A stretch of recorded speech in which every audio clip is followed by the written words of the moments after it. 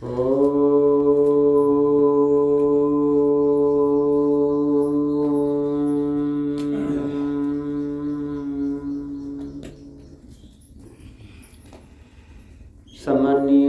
प्रेमी आर्यभट्ट पुरुषों, माननीय मातृशक्ति भाइयों और बहनों,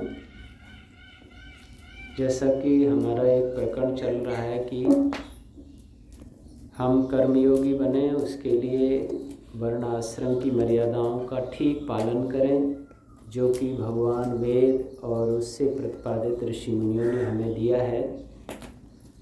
तो गृहस्थ आश्रम में जो सबसे बड़ा काम है संसार को आगे बढ़ाना, उसके लिए प्रजा उत्पन्न करना, उसके लिए ऋषि मुनियों ने एक विधि दी है जिसको संस्कार विधि कहते हैं, जिसमें 16 संस्कार हैं। संस्कार कहते हैं संस्कारात् गुणांतराधानम् उच्यते, वस्तु के अंदर गुणों का आधान कर देना और दोषों को उसमें से निकाल देना, दोषों को काट छांट के अलग कर देना और गुणों की वृद्धि कर देना। जैसे कोई कारीगर खाती लकड़ी में से अनावश्यक लकड़ी काटकर अलग कर देता है और आवश्यक लकड़ी से कुर्सी, मेज, गमला आदि बना करके तैयार कर देता है, वैसे ही मानव को मानव और देवता बनाने की भी एक विधि है। उसमें आते हुए जन्म जन्मांतर के दोषों को, वासनाओं को, अशुभ संस्कारों को हमें मिटाना होता है, हटाना होता है और अच्छे अच्छे गुण, अच्छी अच्छी विद्याएं, अच्छा अच्छा आचरण उसके अंदर धारण कराना होता है। इस विधि से ये संसार सुंदर बन जाता है। तो मानव को बनाने के लिए कुछ माता के गर्भ में संस्कार डाले जाते हैं, कुछ गोदी में डाले जाते हैं, कुछ घर के आंगन में डाले जाते हैं और कुछ संस्कार गुरुकुल में डाले जाते हैं। गर्भ, गोदी, गृह और गुरुकुल, ये 4 गकार समझिए, इनके द्वारा मानव को देवता बनाया जाता है। तो कल चर्चा चल रही थी वेदारंभ संस्कार की। वेद पढ़कर हम द्विज बनते हैं, द्विजन्मा कहलाते हैं। इसलिए मनुष्य शरीर में रहने वाली आत्मा का मुख्य रूप से कल्याण विद्या और ज्ञान से होता है।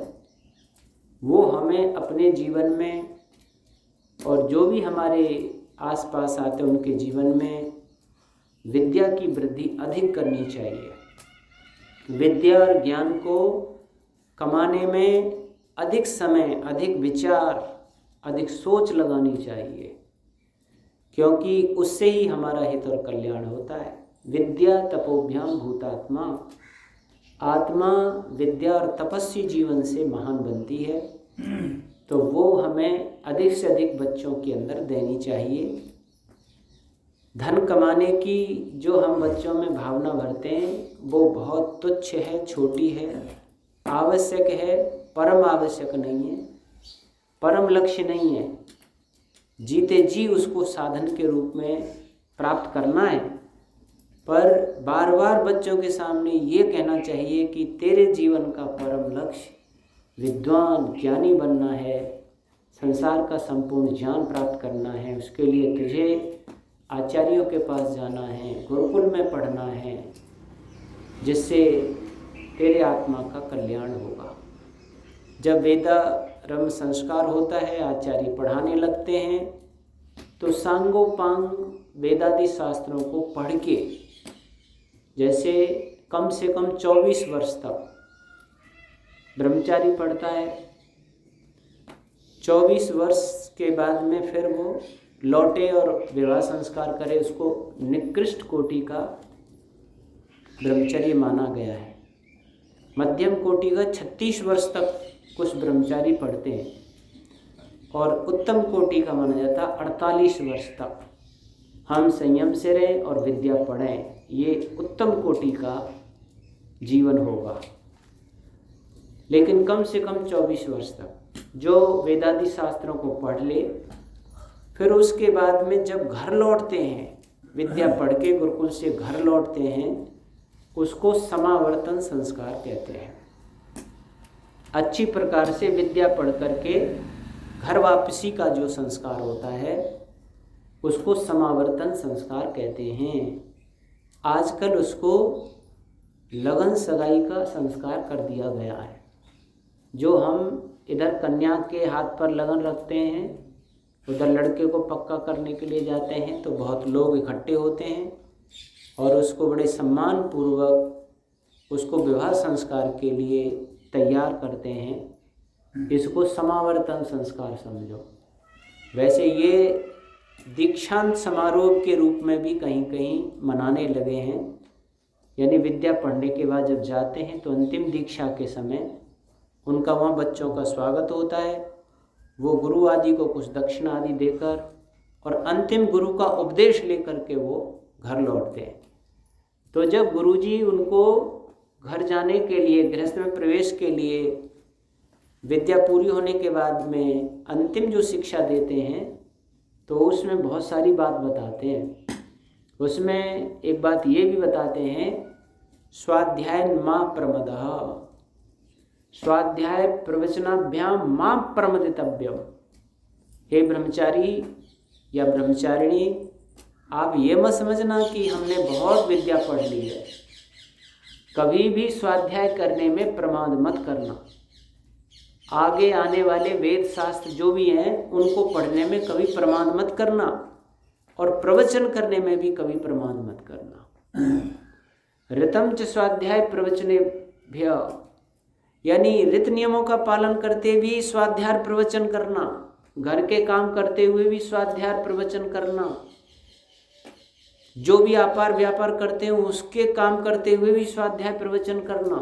उसमें दीक्षांत प्रवचन में अंतिम में आचार्य कहता है, जो भी काम तुम जाके संसार में करो पर स्वाध्याय प्रवचन में कभी प्रमाण मत करना।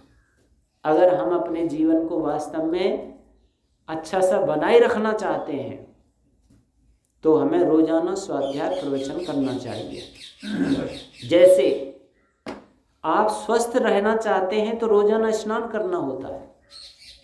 आप घर में स्वस्थता चाहते हैं तो रोजाना घर की सफाई करनी पड़ती है, रोजाना वस्त्र धुले पहनने पड़ते हैं, रोजाना हमें आसन व्यायाम प्राणायाम करने पड़ते हैं शरीर को स्वस्थ रखने के लिए। वैसे ही अगर हम रोजाना स्नान न करें, वस्त्र ना बदलें, आसन व्यायाम प्राणायाम ना करें तो ये शरीर रोगी हो जाएगा और रोग होने पर आप कितने कष्ट उठाओगे, पैसा भी खत्म और शारीरिक तकलीफें भी। वैसे ही स्वाध्याय प्रवचन ना करें तो आत्मा रोगी हो जाता है, अंतःकरण रोगी हो जाता है और रोगी व्यक्ति का हाल आप सब जानते ही हैं। हम बाहर के रोगों को ही देख पाते, अंतःकरण के रोगों को समझ नहीं पाते। अंतःकरण के रोगों का निदान है रोजाना स्नान की तरह स्वाध्याय और प्रवचन। प्रतिदिन अच्छी पुस्तकें पढ़िए और प्रवचन सुनिए, सुनाइए। जो भी तुम पर आता है उसे भी सुनाइए, जो तुमने सुना है उसको सुनाइए अपने बच्चों को, बहुओं को, बेटियों को, अड़ोसियों को, पड़ोसियों को।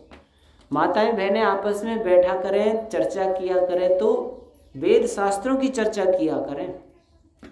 हम घर गृहस्थ की एक दूसरे की चुगली चाटी, खरीदा खरीदी, मकान दुकान के बारे में, इसके उसके बारे में, इन चर्चाओं से आत्मकल्याण नहीं होता है।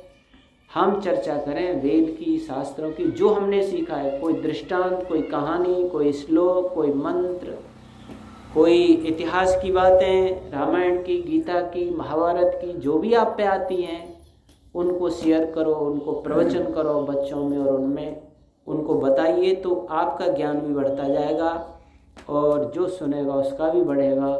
ये समावर्तन संस्कार के समय पर आचार्य उसको एक उपदेश के रूप में देता है। और जब घर वो लौटता है तो घर वाले भी स्वागत करते हैं ब्रह्मचारी का। इधर बेटियों का जो ब्रह्मचारी पढ़ के आती हैं उनका माताएं बहनें स्वागत करती हैं और उसके बाद फिर उनके विवाह संस्कार की तैयारियां की जाती हैं। विवाह संस्कार की तैयारी का मतलब पहले तो आचार्य लोग इधर लड़के के गुण धर्म स्वभावों को देखा करते थे, इधर कन्याओं के गुरुकुल में कन्याओं के गुणकर्म स्वभाव देखा करते थे। हम जब पढ़ते थे तब एक चरित्र प्रमाण पत्र स्कूल से मिलता था, ये इस बच्चे का चरित्र कैसा रहा है स्कूल में, वो भी लेके हमें दूसरे कॉलेज में उसमें जो है ना कागज़ों के साथ सबमिट करना पड़ता था। तो उस चरित्र प्रमाण में पहले जो आचार्य लोग थे, आचार्य उसकी पूरी स्वाभाविक दिनचर्या को लिखते थे, इसका वास्तविक स्वभाव कैसा है, ये ब्राह्मण स्वभाव का है, क्षत्रिय स्वभाव का है, वैश्य स्वभाव का है, ये भोजन में क्या प्रिय मानता है, ये वस्त्र कैसे पहनना अच्छा मानता है, ये क्रोधी है कि विनम्र है, मोही है कि लोभी है कि नहीं है, इसके वास्तव में सारे गुण धर्म बना करके वो दिया जाता था। इधर कन्या के गुण धर्म माताएं जो आचार्यां होती थी वो देती थी। अब जब विवाह होते थे तो उनके दोनों के उस चरित्र प्रमाण पत्र को, गुण धर्म स्वभावों से युक्त चरित्र प्रमाण पत्र को मिला करके उसमें 60-70-80% मेल खा रहा है तो उनके विवाह संबंध होते थे। आजकल हम पत्रा से गुण और सूत्र ने मिलवा में इतने गुण मिल रहे हैं, इतने सूत्र मिल रहे हैं, पंडित जी बता में। अब पंडित जी क्या पता है कि इनके गुण स्वभाव क्या हैं, पत्रा नहीं बता सकता गुण कर्म स्वभाव क्या है। जिस आचार्य के यहाँ पर 10-15-20 वर्ष पढ़ाए विद्यार्थी उसको सारा पता होता है कि इसके वास्तव में लक्षण गुण धर्म क्या है, इस बच्चे के, इस बेटी के क्या हैं, उनको वो नोट करते जाते थे और उसके आधार पर मिलान करके उनके विवाह संस्कार होते थे। एक जैसे गुण धर्म स्वभाव वाले जिस घर में गृहस्थी बन के प्रवेश करते हैं, एक जैसी मान्यताएं, एक जैसा स्वभाव, एक जैसा खान पान, एक जैसा विचार, एक जैसी भावनाएं, उस घर के अंदर आनंद ही आनंद रहता है। उसमें आने वाली अन्य संततियां भी बहुत अच्छी बनती हैं और जिनके विपरीत गुण कर्म स्वभाव से मेल हो जाएं, 36 के आंकड़े में हो, देवी जी पूर्व की तरफ जाएं तो देवता जी पश्चिम की तरफ, कोई मेल ही नहीं खाता हो किसी प्रकार से, उस घर में हमेशा कलह क्लेश लड़ाई बखेड़े दुख दरिद्रता ही जन्म लेती है। ये गृहस्थ को सुंदर बनाने का सीधा सिद्धांत है कि हम जब विवाह संस्कार करें अपने बेटा और बेटियों का तो उनके गुण धर्म स्वभाव मिला करके किया करें। अब कैसे मिलाएंगे, इसकी परीक्षा कैसे होगी, ये एक मुश्किल काम है, परंतु असंभव कुछ भी नहीं है, हम प्रयास करें तो संभव भी है। ऋषि ने इसके 2 तरीके दिए हैं। अब आचार्य लोग तो देते नहीं हैं, और तुम जाओ किसी लड़के को देखने तो 1-2 दिन में तुम परख भी नहीं कर सकते, इधर कन्या को देखने जाओ तो उसकी भी परीक्षा नहीं कर सकते। तो उसके लिए ऋषि ने 2 विधान दिए हैं। कन्या इधर महिलाओं में बैठी हुई हो और लड़का पुरुषों में बैठा हुआ हो। विवाह से पहले उनको एकांत में मिलने का आदेश तो नहीं है, ऐसा शास्त्र कहता है। उनको ऐसे एकांत में मिलें, रहें 2-4 दिन साथ में, ऐसा तो विधान नहीं है। पर इधर कन्या माता बहनों में हो, इधर लड़का पुरुषों में हो, दोनों आपस में प्रश्न उत्तर कर सकते हैं। एक तरीका, लड़का प्रश्न करे कि देवी जी आप ईश्वर मानती हैं कि नहीं मानती, वो कहेगी हाँ मैं ईश्वर मानती हूँ। संध्या उपासना करना आपको प्रिय लगता है कि हाँ बिना संध्या उपासना के मैं भोजन भी नहीं करती, और लड़का भी ऐसे ही स्वभाव का है। आप हवन के बारे में क्या जानती हैं, बोला हवन करना चाहिए, उत्तम है, मैं भी हवन करना अच्छा मानता हूँ, तुम भी हवन करना अच्छा मानती हो, मेल खा रहा है गुण कर्म में। उसने कहा बुजुर्गों की सेवा करनी चाहिए कि अकेला परिवार रहना चाहिए, हम 2 हमारे 2, ये अच्छा है कि हम 2 हमारे 4, 2 माता पिता, 2 हमारे बेटा बेटी। परिवार में सम्मिलित रहना अच्छा लगता है आपको कि अकेले में रहना? वो कहे मुझे तो अकेले रहना अच्छा लगता है, मुझे बुढ़ा बुढ़िया से कोई मतलब नहीं है। तो वो कहे भाई मुझे तो अच्छा लगता है माता पिता बुजुर्ग लोग साथ रहे, उनकी सेवा करते रहे, तो समझ लो यहाँ गुण धर्म नहीं मेल खा रहे। उनसे पूछा जाए भाई वस्त्रों में कलर कौन सा प्रिय ज़्यादा लगता है आपको, बोला जी मुझे तो पीला कलर ज़्यादा अच्छा लगता है, और लड़का कहे भाई पीला ही मुझे ज़्यादा अच्छा लगता है, तो मेल खा रहा है। और वो कहे मुझे तो काला ज़्यादा अच्छा लगता है, काले वस्त्र ज़्यादा है, और उसे काले अच्छे बिल्कुल नहीं लगते कोई पहने तो समझ लो यहाँ मेल नहीं खा रहा गुण धर्म में। भोजन में रस कौन सा ज़्यादा प्रिय लगता है, खट्टा, चिरपरा, तीखा, नमकीन, कसैला? तो वो कहे मुझे तो खट्टे पदार्थ ज़्यादा अच्छे लगते हैं, और लड़के को खट्टे पदार्थ लगते नहीं अच्छे। वो मीठे स्वभाव का है तो हमेशा भोजन पर झगड़ा रहेगा, वो अपने स्वभाव से खट्टा बनाएगी ज़्यादा। कहने का मतलब ऐसे प्रश्न बहुत सारे करे, ये तो मोटे मोटे बताए मैंने आपको, बहुत सारे प्रश्न। इधर कन्या भी कर सकती है लड़के से, उसके अनुकूल उत्तर आ रहे तो समझ लो इससे मेल खा रहा, जीवन पट जाएगा। और विपरीत ज़्यादा उत्तर जा रहे हैं तो इसके साथ मेल नहीं खाएगा, इसके साथ शादी करने में कोई फ़ायदा नहीं, भलाई नहीं है, जीवन भर दुख में जाएगा। एक तरीका यह है आपस में एक दूसरे से प्रश्न करें, एक दूसरे के उत्तरों को लें, और अनुकूलता आ रही हो तो शादी के लिए तैयार हों। घर मकान दुकान धन वैभव को देख करके शादी नहीं होती है कि इसमें मकान ज़्यादा है, कि गाड़ी बिल्डिंग ज़्यादा है, कि प्लॉट ज़्यादा है, कि बैंक बैलेंस बहुत है, नौकर चाकर है। इससे सुख समृद्धि का कोई मतलब नहीं है, विचारों के मेल से होता है। चाहे गरीबी में भी जीवन होगा ना और विचार एक होंगे तो आनंद ही आनंद होगा। और अमीरी का जीवन हो और 36 का आंकड़ा हो, विपरीत विचार हो, जीवन में कभी नहीं हो सकता। ऐसे ऐसी शादियाँ देखी हैं, 4-4, 3-3 करोड़ रुपए खर्च किए हैं शादियों में, और उनमें तलाकें हुई हैं, उनमें तलाक हो गई, अलग हो गई। कैसे भी भाई हम साथ नहीं रह सकते। जब 3-4 करोड़ रुपए खर्च के शादी किए हैं तो कितने पैसे वाले होंगे वो, लेकिन सुख शांति पैसे में तो नहीं आई, वो तो आएगी विचारों में, विचारों के मेल खाने में। एक मेरे भांजे के साथी थे जिन्होंने साथ में रहे, पर वो कमिश्नर बन गए, दिल्ली में कमिश्नर। उनके साथ ही पढ़ती थी लड़की, वो योग्य बच्चा था, लव मैरिज हो गया। आगे उसने जो है ना वो कमिश्नरी दबा लिया, अब वो कमिश्नरी पसंद ना करे, और उसमें ही बहुत सारी कमियां देखने लग गई। तो कमिश्नर एक दिन मतलब रात के 12-1 बजे वो सुभाष भांजा था, उससे फ़ोन आया कि भाई कोई अच्छा सा वकील बता, हमें तलाक लेनी है। बोले क्या कह रहे हो, मजाक कर रहे हो कि हकीकत? बोला हकीकत कह रहा हूँ।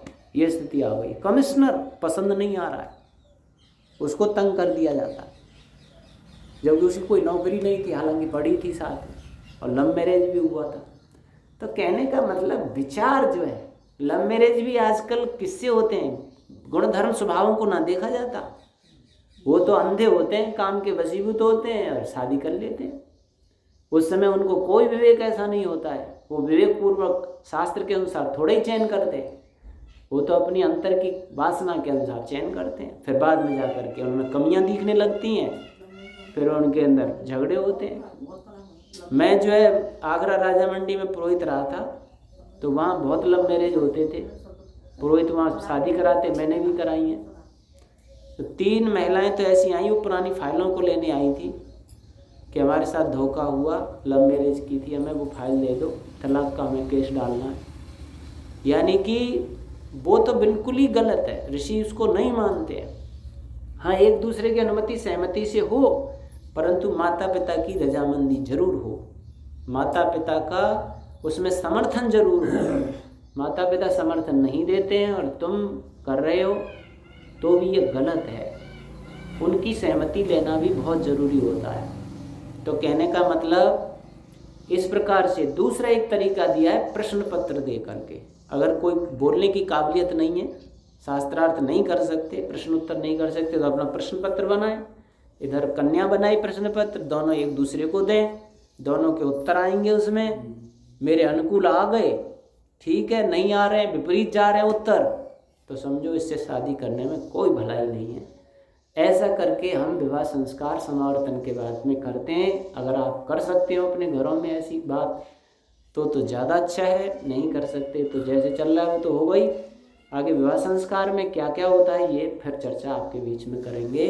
ओम शांति।